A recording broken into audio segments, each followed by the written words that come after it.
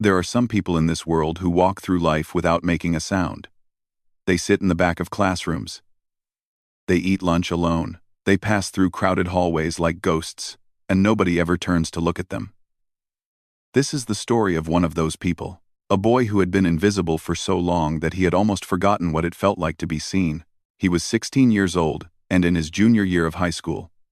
If you had passed him in the hallway, you probably would not have remembered his face 5 minutes later. He was not ugly. He was not strange-looking. He was just ordinary. The kind of ordinary that people's eyes slide right over without stopping. He wore the same gray hoodie almost every day.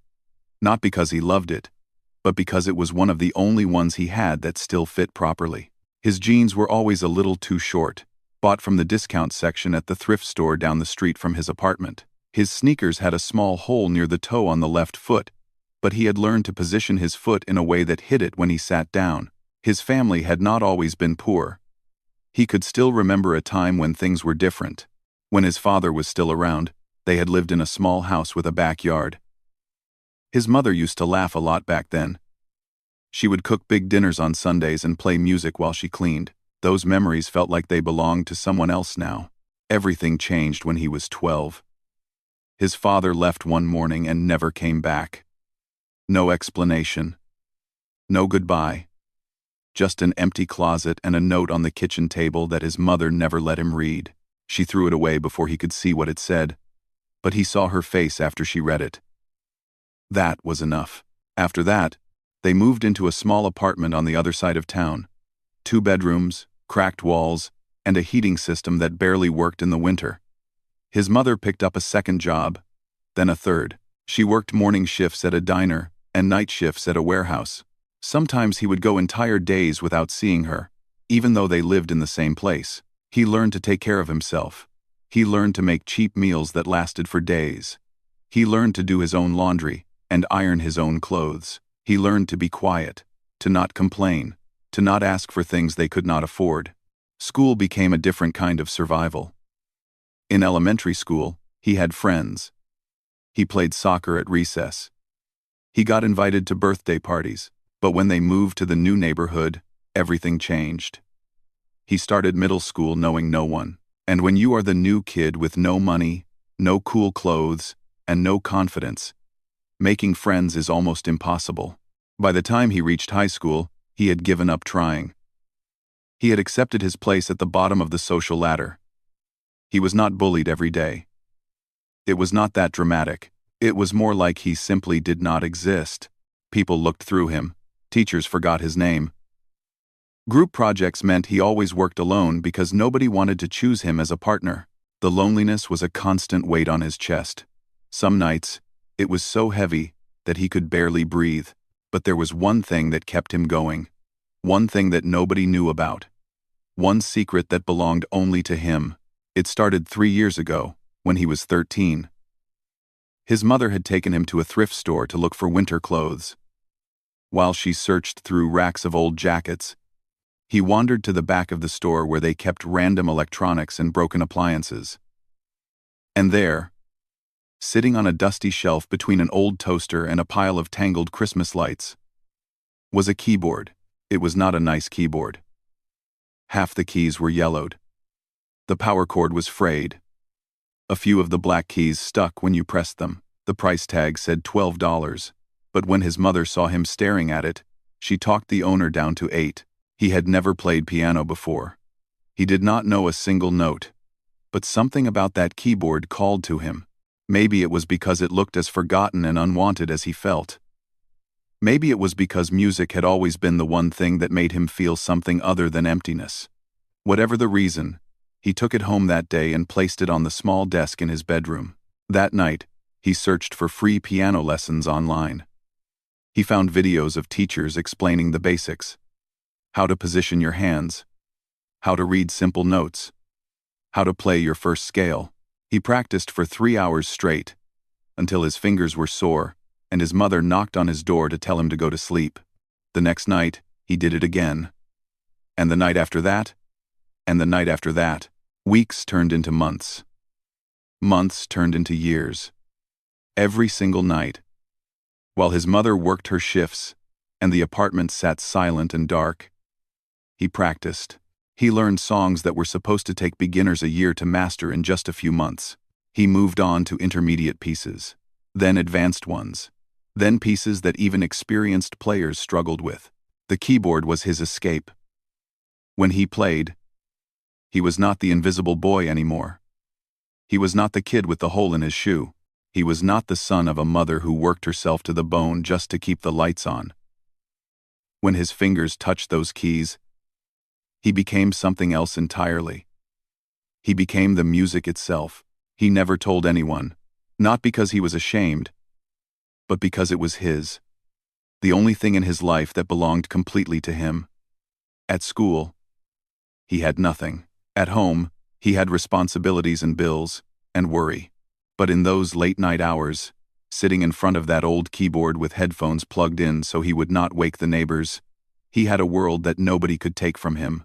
Sometimes, when he played something particularly beautiful, he would imagine what it would be like to perform for people. He would picture himself on a big stage, sitting at a grand piano, with hundreds of people watching. In his daydream, they would listen in silence, and when he finished, they would stand up and clap. They would see him. Really see him. But that was just a fantasy. In real life, he was nobody. And nobody expected anything from him.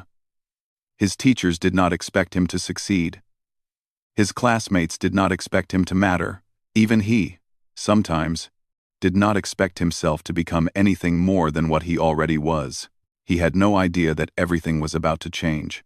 That in just a few weeks, he would walk onto a stage in front of his entire school. That the same people who had ignored him for years would finally turn their heads and look.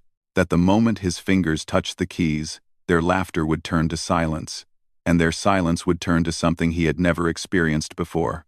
But we will get to that part of the story soon. For now, all you need to know is that he was 16 years old. He was invisible. He was alone. And he had a gift that nobody knew about. Not yet. It was a cold morning in early March when everything started to shift. The boy walked into school the same way he always did. Head down, shoulders hunched, backpack hanging low. He moved through the front doors and headed toward his locker, expecting nothing unusual. Just another ordinary day in his ordinary, invisible life. But when he turned the corner into the main hallway, he noticed something different. There was a crowd of students gathered around the big bulletin board near the office. People were talking and laughing, some of them taking pictures with their phones. He almost walked past without looking. Things like this were never about him. School events, announcements, social gatherings. None of it ever had anything to do with someone like him. Still, curiosity got the better of him. He slowed down and glanced at the board from a distance. A large, colorful poster had been pinned to the center. Big, bold letters at the top read, "Spring, Talent, Show." Below that, it said that sign-ups were open for the next 2 weeks. The show would take place at the end of the month in the main auditorium. All students were welcome to perform. Singers, dancers, comedians, musicians. Anyone with a talent they wanted to share. He stood there for a moment, frozen. Something stirred in his chest. A feeling he could not quite name. It was excitement and fear all mixed together. Like two rivers crashing into each other. For 3 years, he had attended this school. And for 3 years, he had watched the talent show from the very back row of the auditorium. He had seen students walk onto that stage and transform. He had watched shy kids become confident performers. He had watched people he had never noticed before suddenly become the center of attention, and every single time, a small voice in the back of his mind whispered the same thing. What if that was you up there?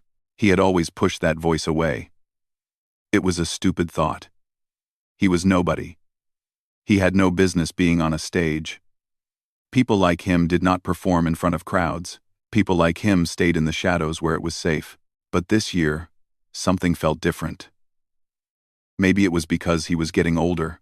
Maybe it was because the loneliness had become so heavy that he felt like he was drowning in it. Maybe it was because he had spent the last 3 years pouring his heart into that old keyboard in his bedroom, and some part of him wanted to know if it meant anything, if he was actually good, or if he had just been fooling himself this whole time. He did not make the decision right away. He went to his classes. He sat through lectures he barely heard. He ate lunch alone in his usual corner of the cafeteria, but the whole time, his mind kept drifting back to that poster, that stage, that question.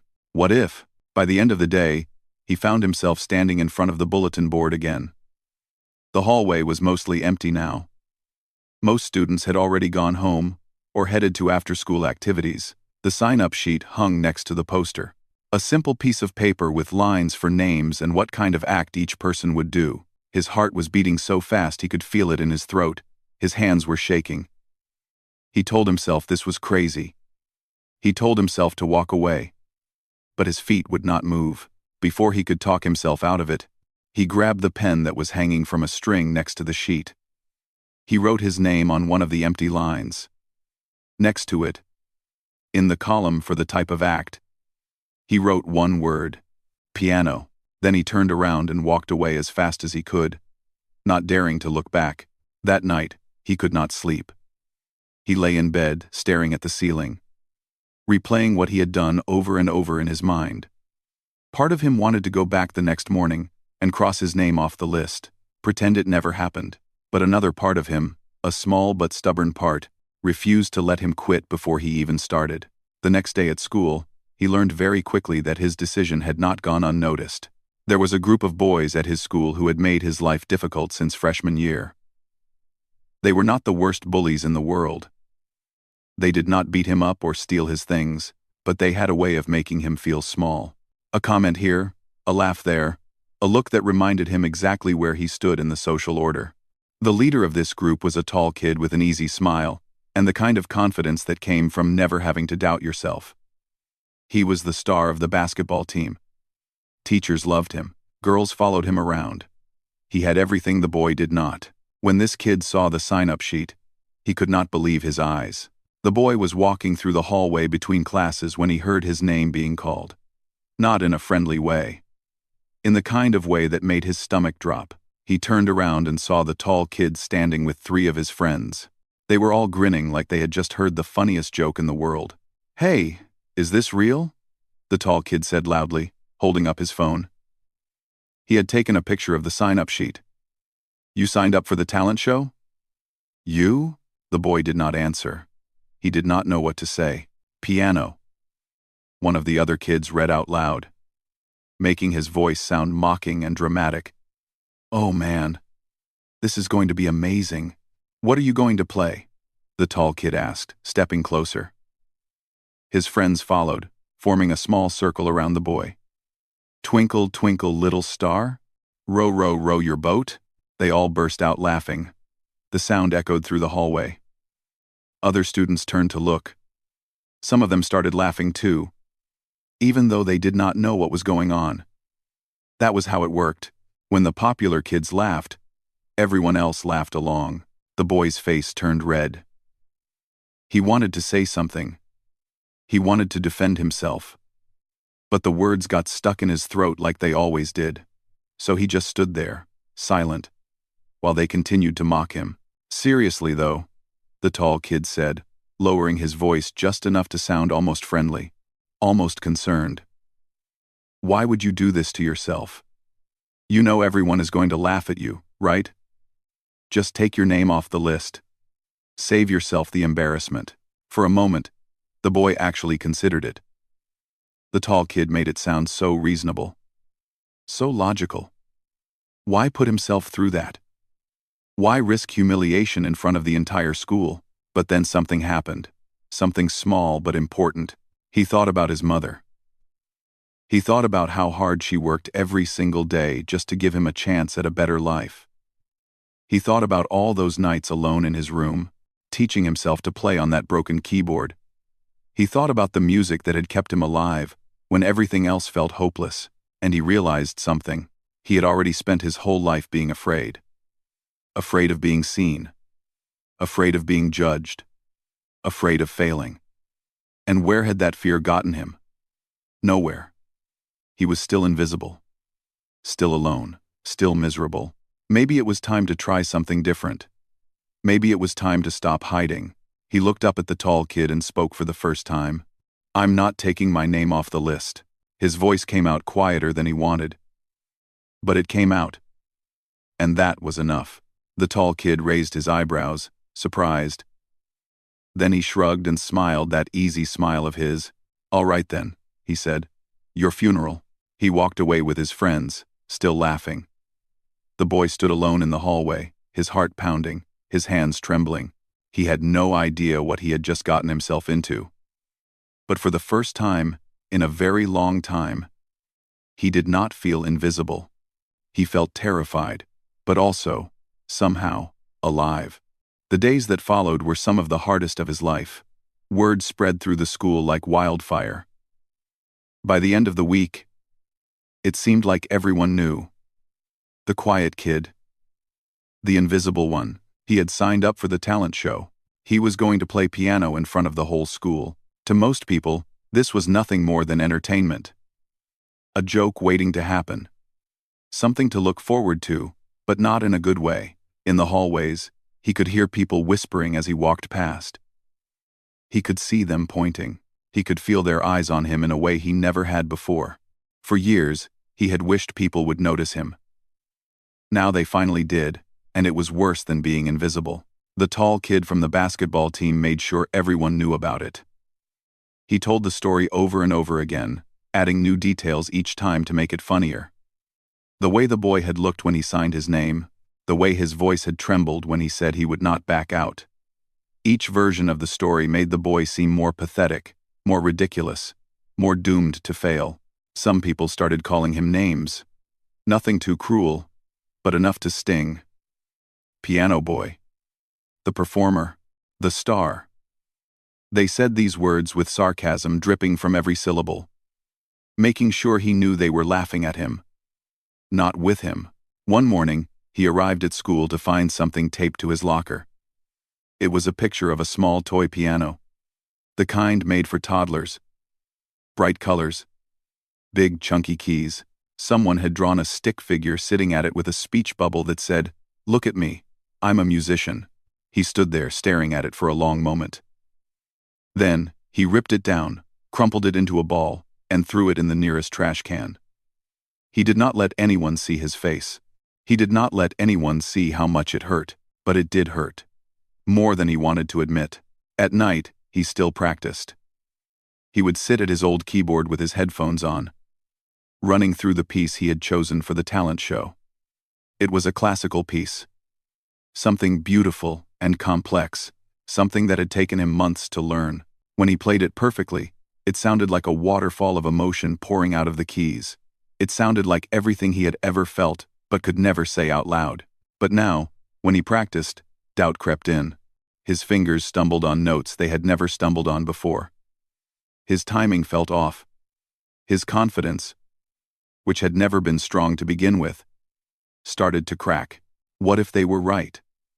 What if he really was not good enough? What if he walked onto that stage and froze? What if he made a fool of himself in front of everyone? The thoughts circled in his head like vultures, picking at him, tearing him apart piece by piece. One night, about a week before the talent show, he almost gave up. He was sitting at his keyboard, trying to practice, but nothing was working. Every note sounded wrong.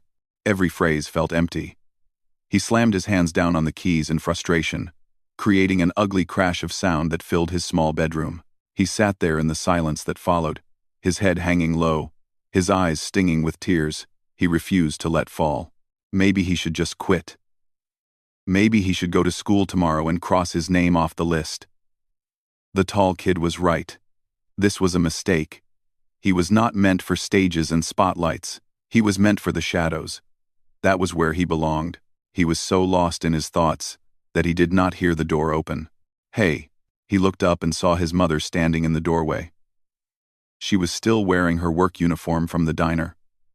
Her hair was pulled back in a messy ponytail, and there were dark circles under her eyes. She looked exhausted.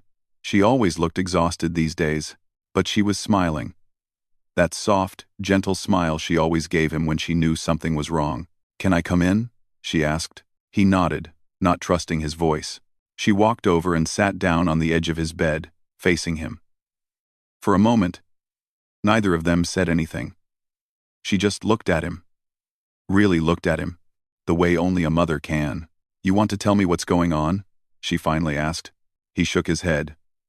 Then, almost immediately, he changed his mind and started talking.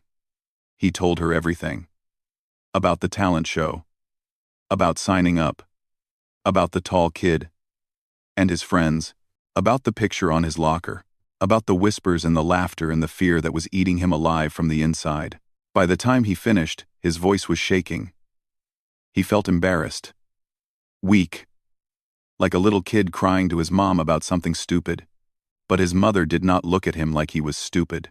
She looked at him like he was the bravest person she had ever seen. "Can I tell you something?" she said quietly. He nodded. She reached out and took his hands in hers. Her hands were rough from years of hard work, but her touch was gentle. "I hear you, you know, every night, playing that keyboard." He blinked, surprised.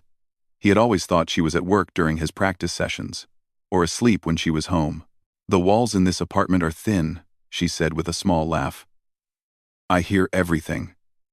And baby, I need you to listen to me right now." She squeezed his hands tighter. "You are good. Not just okay. Not just decent. You are genuinely, truly good. The music you make on that old keyboard. Sometimes I just stand outside your door and listen, and it makes me cry. Not because I'm sad, because I can't believe that someone so talented came from me." He opened his mouth to argue, but she shook her head, stopping him. "I know you don't believe me. I know you think I'm just saying this because I'm your mother. But I'm not.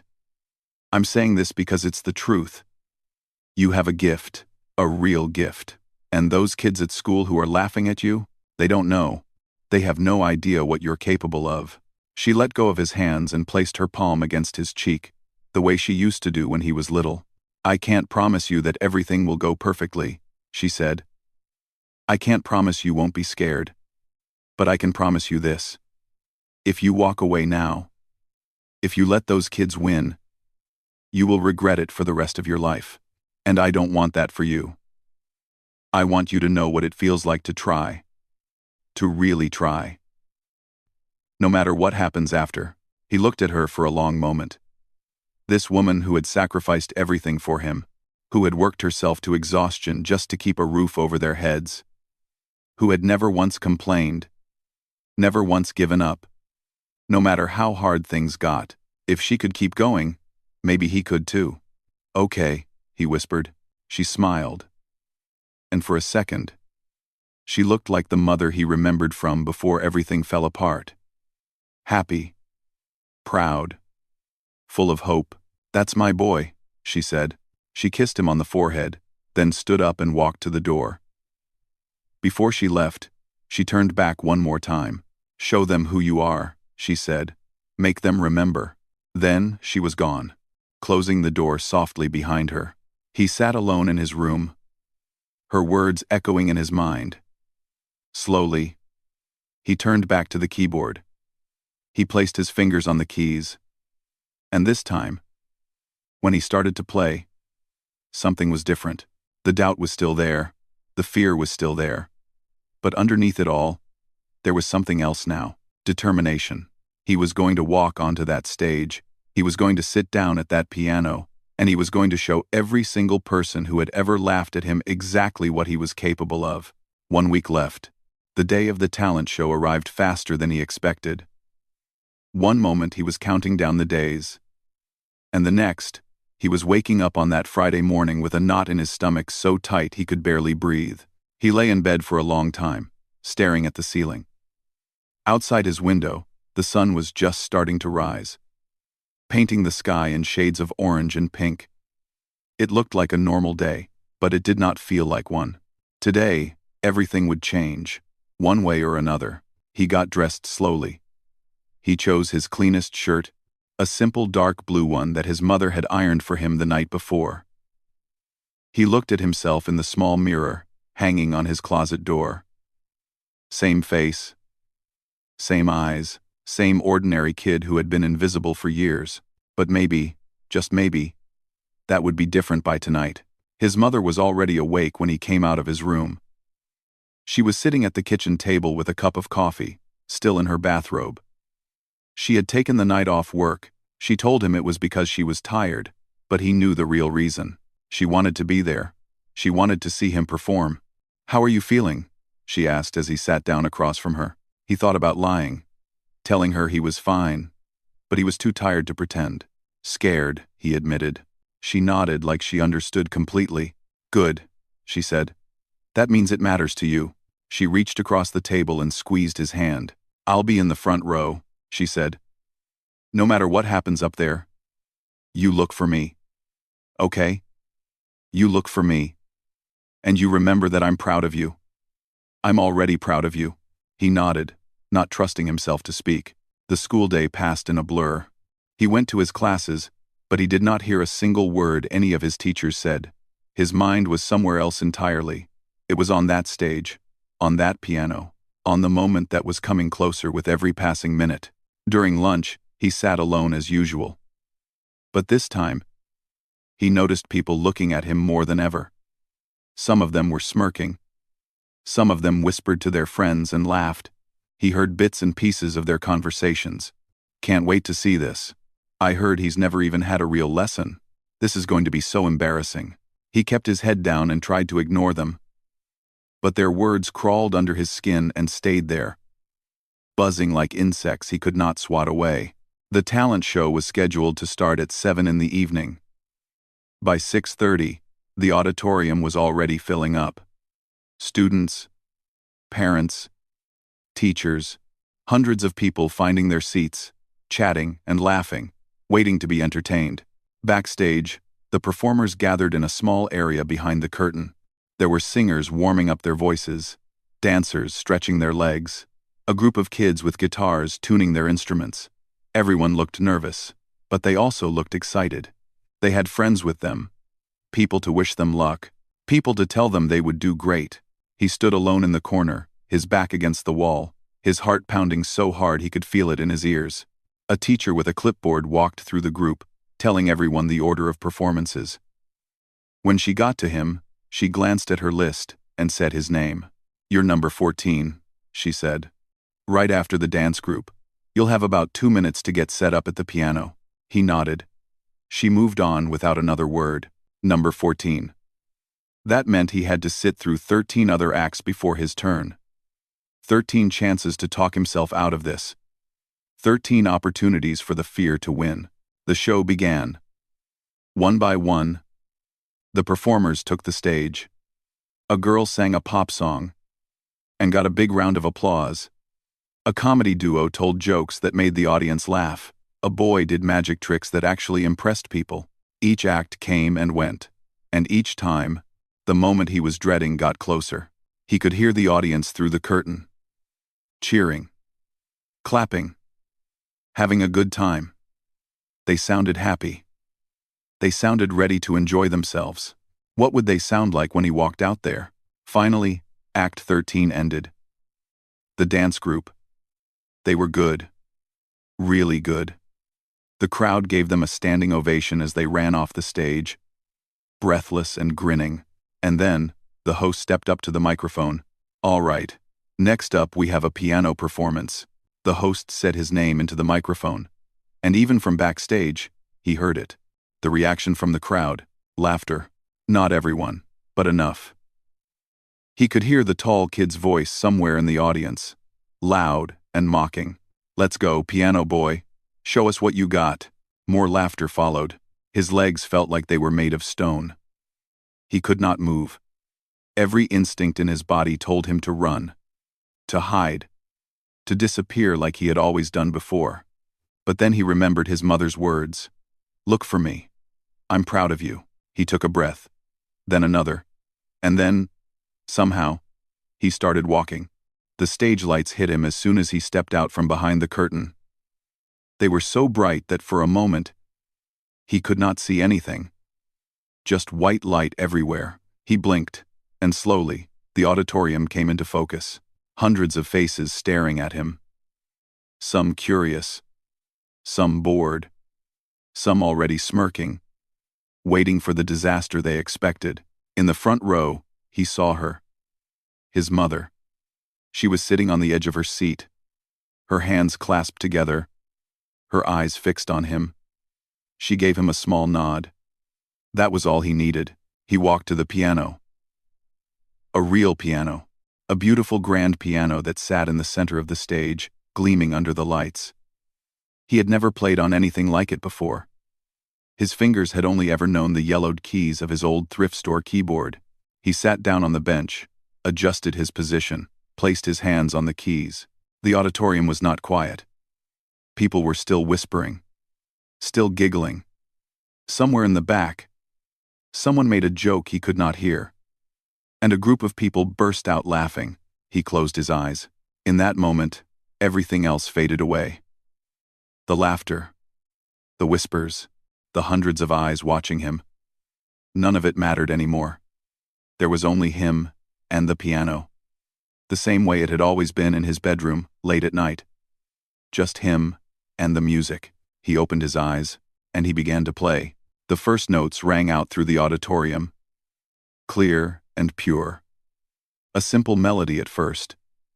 Soft, gentle, like a whisper. The laughter stopped. Not slowly, not gradually. It just stopped. Like someone had flipped a switch. He kept playing. The melody grew. It built. It swelled. His fingers moved across the keys with a speed and precision that seemed almost impossible. Notes cascaded like rain. Chords crashed like thunder. The music filled every corner of the auditorium, reaching into every heart, every soul, every person who had come expecting to laugh at him. In the audience, jaws dropped, eyes widened. People who had been slouching in their seats sat up straight. The tall kid, who had been holding his phone ready to record the embarrassment, slowly lowered it to his lap. His smirk was gone. The boy played like his life depended on it. Because in a way, it did. Every lonely night, every cruel word, every tear he had never let fall. It all poured out through his fingers, transformed into something beautiful, something powerful, something that could not be ignored. He reached the final passage. The most difficult part. The part he had practiced 1,000 times in his tiny bedroom on his broken keyboard. His hands flew across the keys, and the music soared higher and higher, building to a climax that seemed to shake the very walls of the auditorium. And then, with one final chord, it was over. Silence. Complete and total silence. He sat there, his hands still resting on the keys, his chest heaving, his heart racing. He was afraid to look up, afraid of what he might see. Then, from somewhere in the audience, a single person started clapping. It was his mother. And then, like a wave, it spread. One person. Then 10.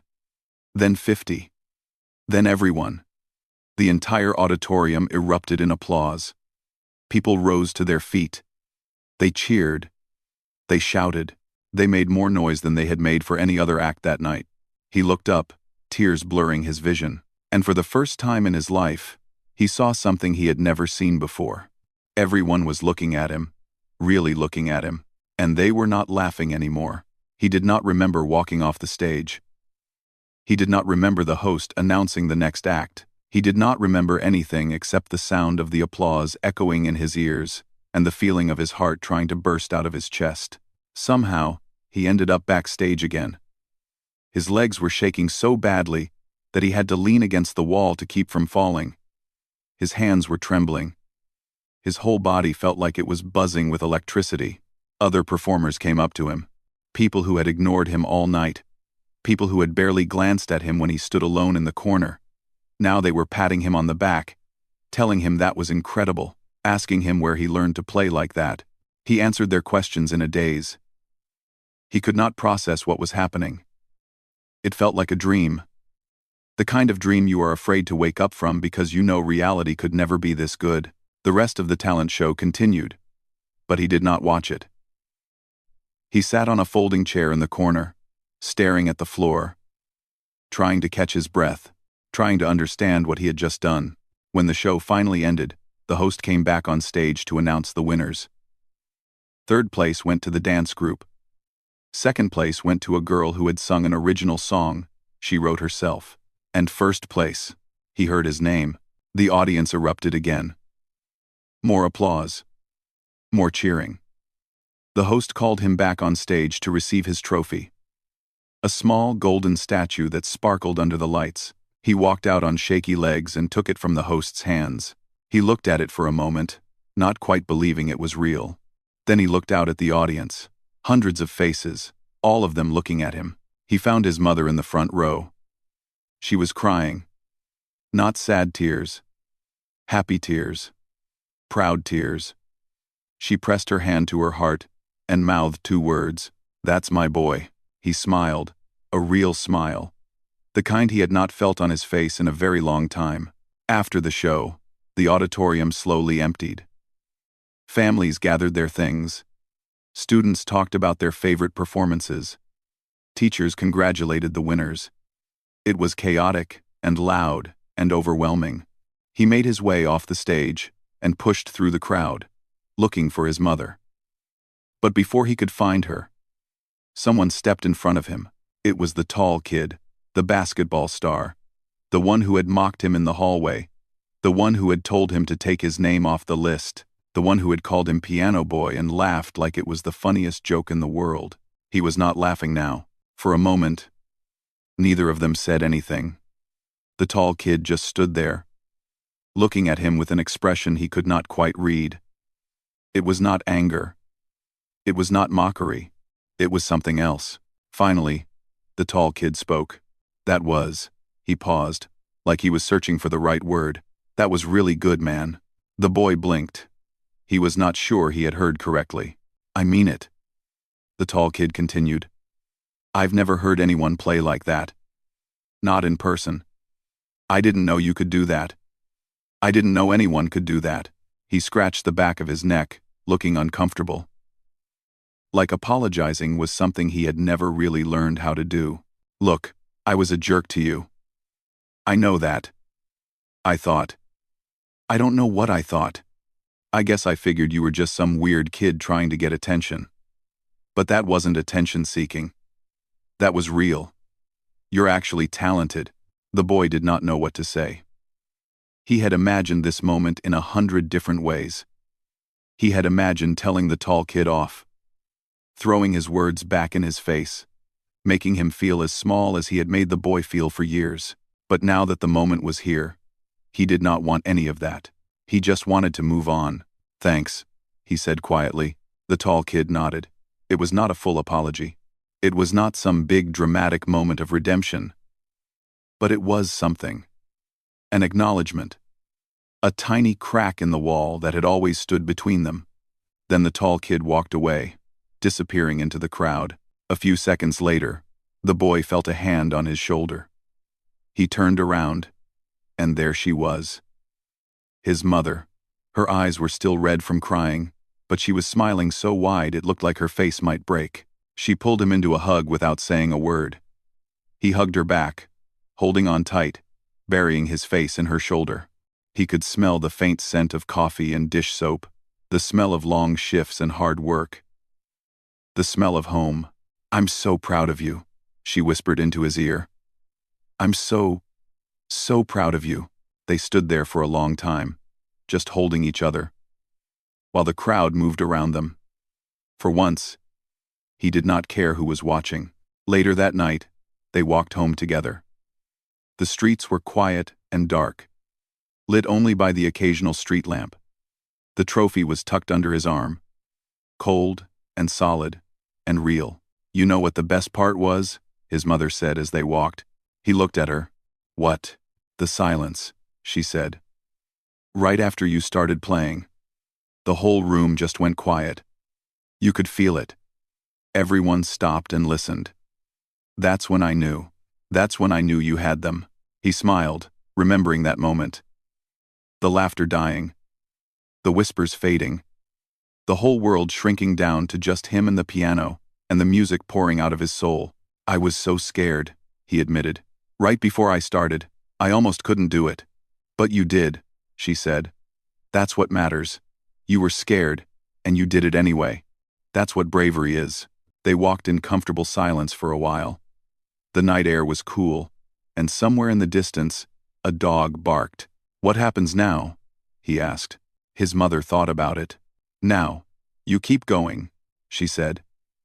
"You keep practicing. You keep getting better. And maybe one day, you'll be on a bigger stage.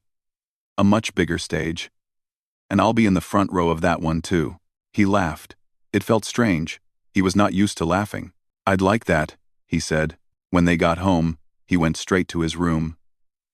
He put the trophy on his desk, right next to his old keyboard.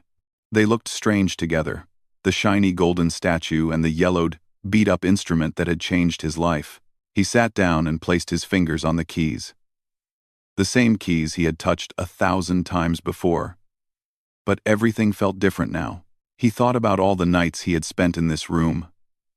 Alone. Invisible. Practicing in the dark, while the rest of the world forgot he existed. He thought about the fear, and the doubt, and the loneliness. He thought about how close he had come to giving up. And he thought about what it felt like to finally be seen. Not for what people assumed he was, not for the clothes he wore or the money his family did not have, but for who he really was, for the music that lived inside him, for the gift he had worked so hard to develop. He pressed a single key. A soft, clear note rang out in the quiet room. This was only the beginning. He had spent 16 years being invisible. 16 years of silence. 16 years of being overlooked and underestimated and ignored, but not anymore. Now, people would remember his name. They would remember the night he walked onto that stage. They would remember the moment the laughter stopped and the music began. He did not know what the future held. He did not know if he would become famous or successful or any of the things people dream about. But he knew one thing for certain. He was done being invisible. From now on, he was going to make sure the world could hear him. And this time, they would listen.